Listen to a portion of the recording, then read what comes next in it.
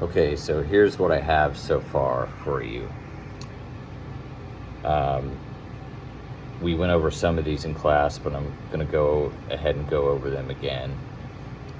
Concerning Heredia's question, what is Hinduism and who is Hindu?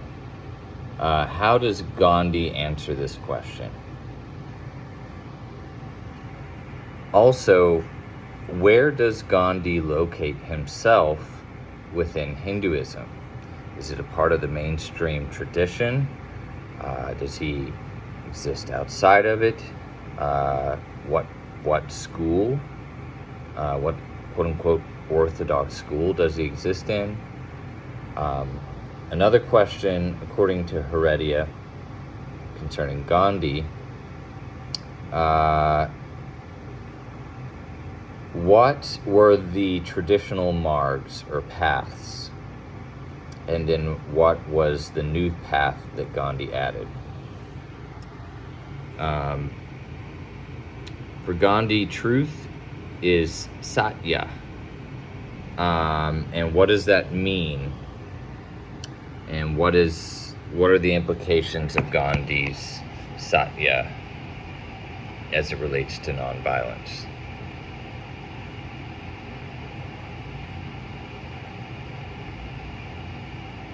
Understand nishkama karma, which is detached engagement, and what that came from and how it was adapted. Understand the general definition or understanding of ahimsa. Understand Jainist and Hindu versions of himsa, at least as we've discussed it in class, or Heredia. While violence may be justified in many situations, violence is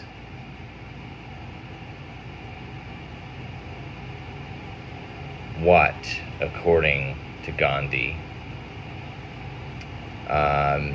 Is it a violation of truth, or is it in accordance with truth? Know what Heredia says about the few fundamental beliefs of Gandhi? Hang on just a second.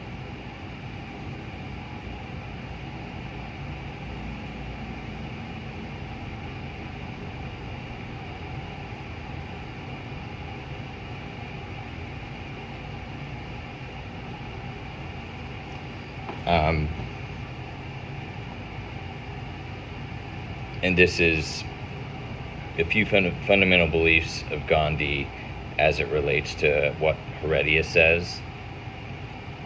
You'll need to know what a paradigm is and identify it.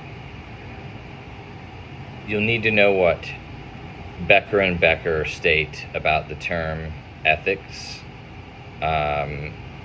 and why it's problematic in Hinduism. You'll need to know what Becker and Becker assert Hinduism's ethics are established in. So perhaps that is norms, and perhaps it also is interwoven into other concepts, like maybe dharma, maybe karma. You'll have to read and find out.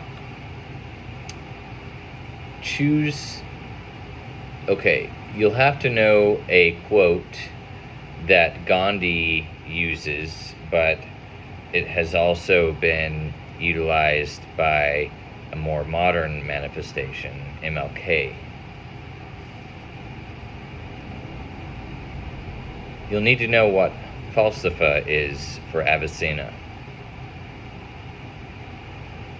According to Avicenna's Falsafa, there are two tasks that it fulfills, and it has ethical dimensions in those two aspects. What are they?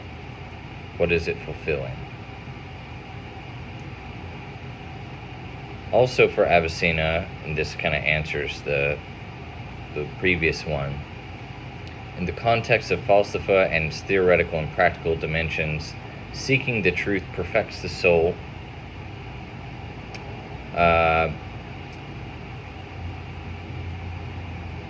Seeking the truth perfects the soul through knowledge as such, and seeking the good perfects the soul through knowledge of what must be done. Is this true, according to Avicenna? According to the epistemology of Falsafa for Avicenna, there are three theoretical knowledges. And you'll need to know what those three theoretical knowledges are and what the three practical knowledges are, which have individual and social, political, ethical dimensions. Then you'll also need to know what, for Avicenna, coming to know oneself means and what that looks like. For Avicenna, you'll also need to know practical knowledge, how it is taught to humans through Islamic faith, what type of law, Sharia, right? But there's another component for Avicenna, and it has to do with rationality. And maybe this involves the key to living a happy life. You need to know about that. You'll also have a short essay over Avicenna's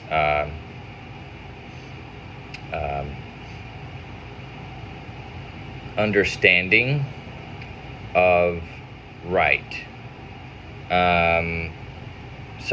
Right logic, right? So, like, why is right reasoning so important for Avicenna?